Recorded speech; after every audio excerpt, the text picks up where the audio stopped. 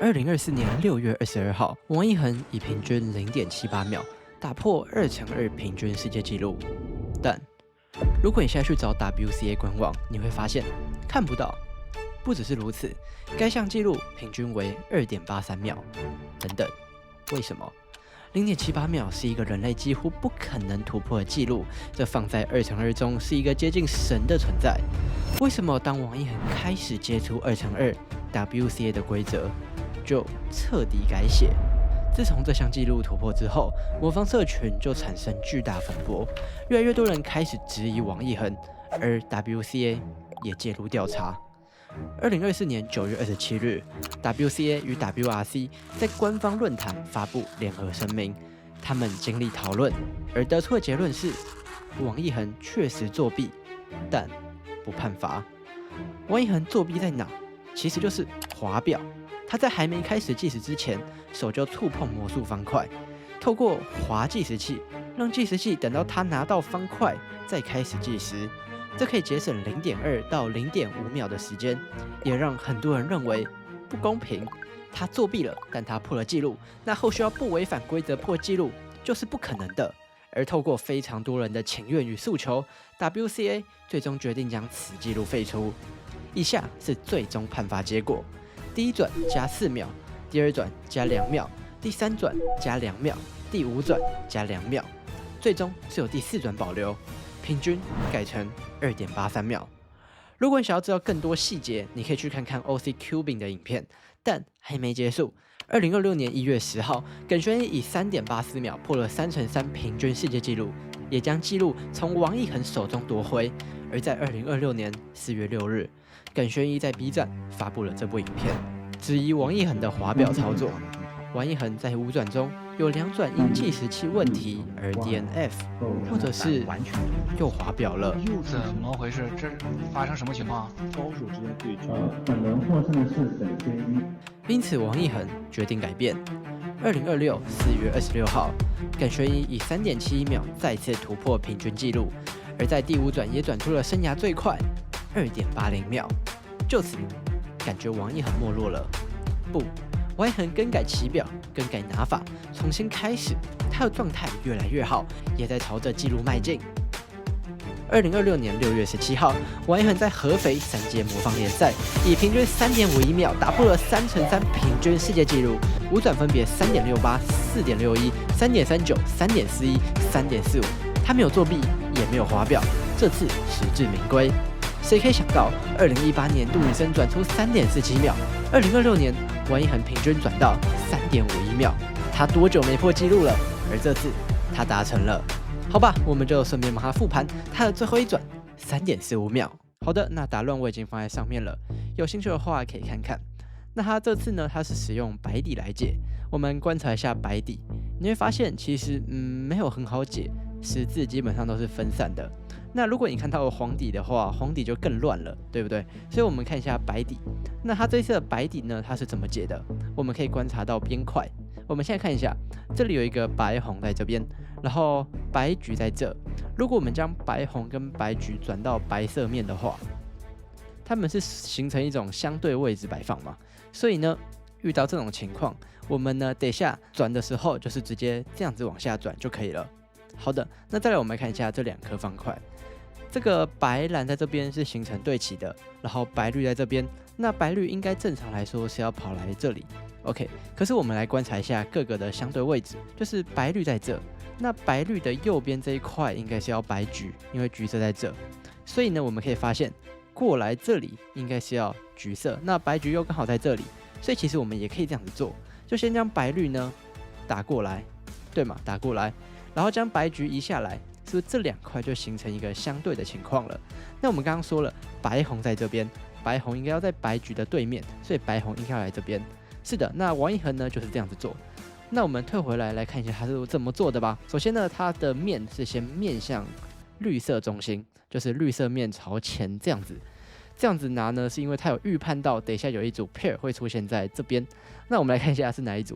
首先呢，他是先打一個 D prime，OK，就是先將這個白紅、白綠跟這個白橘形成一種相對位置擺放，我們將白橘往下壓，然後白紅也往下，你會發現這3塊基本上都是正確位置的。那再來看它這個白藍，白藍這一塊就很好解了，我們把白藍放到這個位置就好了。我們打動底層的十字，然後將白藍歸位放下去，接着打一個 D， 這樣十字就可以完成還原了。那我們剛剛說了嘛，右邊這邊會出現一個 pair， 這個呢是白綠紅 pair， 白綠紅 pair 在這邊，那它是這樣子做的，先將 pair 打過來，再從這裡放入空槽。好的，那它放入空槽以後呢，我們再來觀察一下這整顆方塊，我們可以明顯的發現這個綠橘在你的前面，然後白綠橘在這一塊呢要做成 pair， 我們通常都是換個面，然後這樣子轉，變成基本型以後再做，通常都是這樣子做，但它不是這樣子做，因為它是面向這一面。那它的做法呢是這樣子，就是轉2次的手順公式，下下上上，我們可以試試看，下下上上。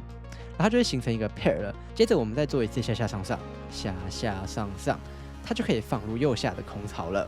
那當它放入空槽以後呢，我們往右換一個面，我們可以看到這個白藍紅在這，然後紅藍在這邊。我們通常來做這一塊是先將這一塊邊拿出來變成基本型，然後往後放入。只是還在做這個紅藍 pair 的同時呢，我們可以來順便觀察一下另外這個藍橘 pair 在哪裡。OK， 藍橘 pair 邊在這，然後角在這。那等一下我們放入空槽的時候，這個角塊就會跑出來，跑到這邊來了。那它應該也是有預判到這一塊的，因為如果我們一般這樣子做完，然後再做這一塊，有點難弄，所以它是使用到一種消步的技巧。我們仔細盯着這一塊。好，我們先把這一組做起來。接着往後放，然後放入空槽。那它這時候的消步是怎麼做呢？就是通常我們一般會先提起來，再看這一組怎麼做。那這一塊要做，我們可以這樣子做，對嘛？它就變成一個基本型，然後我們再放入空槽，這樣就可以了。可是因為它是高手，它是使用到消步的技巧，就當你右手層還沒有往上提的同時，我們可以順便直接往下轉，然後右手之後再往下拉回來。是不是我們就可以消一步，然後這一塊一樣剛好歸位，然後這裡呢就可以變成基本型，我們就直接做這一組基本型，這樣就可以了。這頂面呢，就會形成這種 T 字形。那我們來觀察一下好了，頂面你可以發現的是，這個2塊是形成對色，這2塊也是形成對色。這時候你會想到什麼 PLL 情況？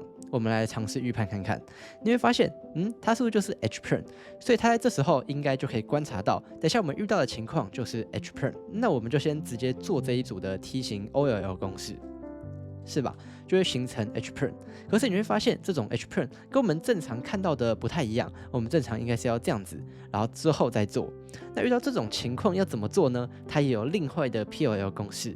這個情況呢，它是這樣子，中間層2下。頂層2下，中間層2下，頂層1下。好，然後呢，再將這一塊2下2下，中間層最後2下，這樣把它做起來。好的，那我最後再做一次完整的轉法。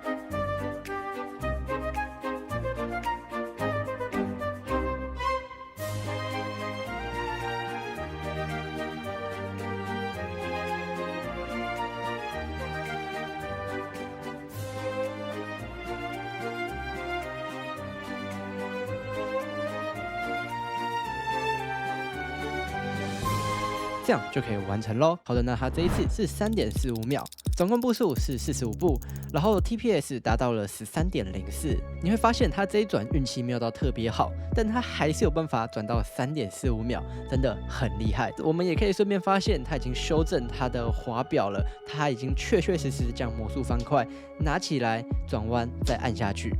我覺得他這樣的改變算是非常不錯，也是打臉那些之前質疑他的人了。那至於他的平均記錄3.51秒，這次真的也是非常驚人。我們平常在看一個記錄在進步的幅度，很少會發現有這麼大進步幅度的。原本的耿瑄一是3.71秒，而這一次是3.51秒，整個平均快了0.2秒。所以這一次的平均記錄也要恭喜王一恆，這次他真的是實至名歸。好的，那最後呢，影片就到這邊結束了。如果你對他拿的這顆方塊超級奧龍有興趣的，你可以透過底下鏈接前去蝦皮購買，我也可以獲得一點 YouTube 分潤。那我們就下次再見，拜拜。